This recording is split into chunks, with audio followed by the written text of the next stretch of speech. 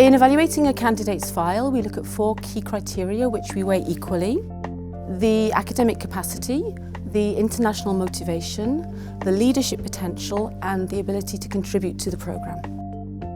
In looking at the academic capacity of a candidate, we look at their undergraduate performance, so we'll be looking at their transcripts, we'll be looking at the school that they went to, the subject that they studied, which is very diverse obviously. And in addition, we also look at the Gmat. The Gmat, as we know, is a predictor of success academically. At the same time, it's not the only element that we're looking at. But to give you an idea, the current average is around 700 plus.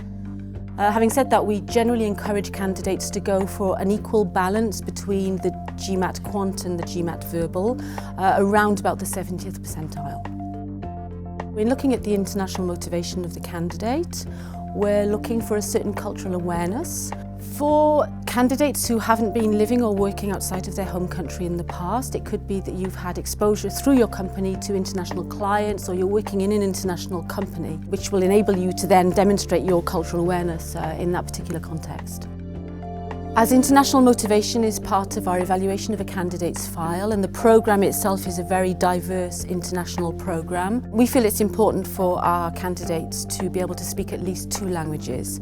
Now obviously English is very important because it's the language in which the programme is delivered, but in addition to that you require a second language for entry into INSEAD, which could be your native tongue, in which case you would need to demonstrate your level of English through a TOEIC or a TOEFL. Or if your native tongue is actually English, then you would need to demonstrate a practical knowledge of a second language. In addition to that, we require a third language at a basic level for graduation. We would recommend that candidates try to get that basic level in the third language before they even come to the programme. The INSEAD programme prepares the leaders for tomorrow in the business world, so leadership potential is very, very important.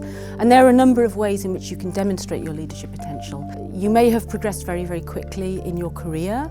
You may already be managing a team, you may be managing a budget, or you may actually be able to demonstrate leadership potential outside of the workplace. So it could be that you're leading a charity or some kind of club or something that can really demonstrate that you are actually able to lead. We would like you to send us in recommendation letters from somebody who's seen you in a professional context. In certain cases, it might be a little bit difficult to have your immediate superior recommend you, particularly if you haven't let the superior know that you're applying for the programme. But in that case, we would recommend that you reach out to a client or to somebody who's seen you within your professional workplace.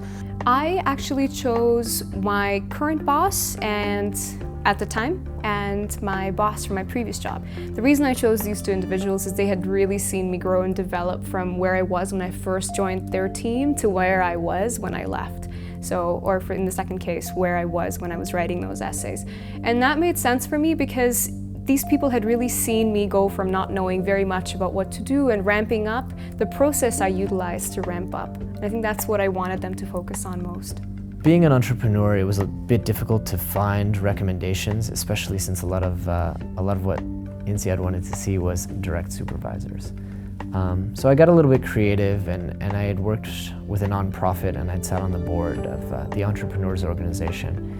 And prior to my current term as president, I'd actually been the learning chair, and I'd switched roles with the president. So he was in a really interesting position to evaluate me, both because he'd supervised my role as learning chair the prior year, and because I was supervising him. Besides that, I had a supplier who was also a customer, someone who I'd done business 2 ways with.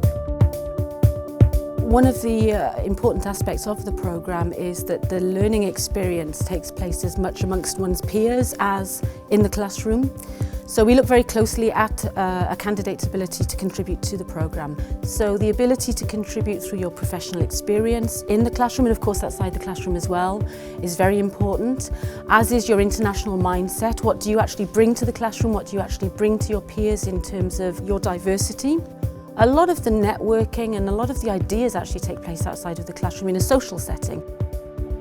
The idea behind the essays is really to try to get to know you as a person. So if there's one piece of advice that I can give to anybody thinking of applying to INSEAD, it's really to be honest in the essays. Don't tell us what you think we want to hear, just be yourself so that we can get to know you. The admissions essays, a lot of people come up to me and ask me about these, and my main advice is they have to reflect who you are as a person. So the best people to give you advice on whether these essays make sense will probably be your friends and family. So talk to them, start early. It took me about 3 to 4 months to write mine. And it's not 5-10 hours a day. It's maybe 1 or 2 hours a day, 2 or 3 times a week where you look at these, you reflect. One of the admission tips that I received from reading another business school's blog was basically think about the questions that you're trying to answer. Maintain a diary of some kind that will help you to answer these in sequence, but at the same time capture your fleeting thoughts throughout the day that tell you, oh, this is what I really want to write about in this essay. And when you go back to those and start framing that into an essay, it will make a lot more sense than trying to sit down and do it all at one go. As soon as you submit your application, and providing it is complete, your file will be read a first time round by a reader completely. That reader will make some recommendations, and then the recommendations and the file will actually be reviewed by a pre-selection committee. At that stage, the pre-selection committee may decide to stop the process there, in which case you'll be rejected. But if they like your file, then you will continue to interview with 2 alumni, generally in the country where you live. The interviewers will provide their reports back to the admissions team. The file will be read a second and sometimes even a third time completely, and then the final recommendations with the interviewers' reports, etc., will be submitted to the admissions committee. The admissions committee is made up of faculty and alumni, and the admissions process itself is blind, so it doesn't matter which campus you're applying to.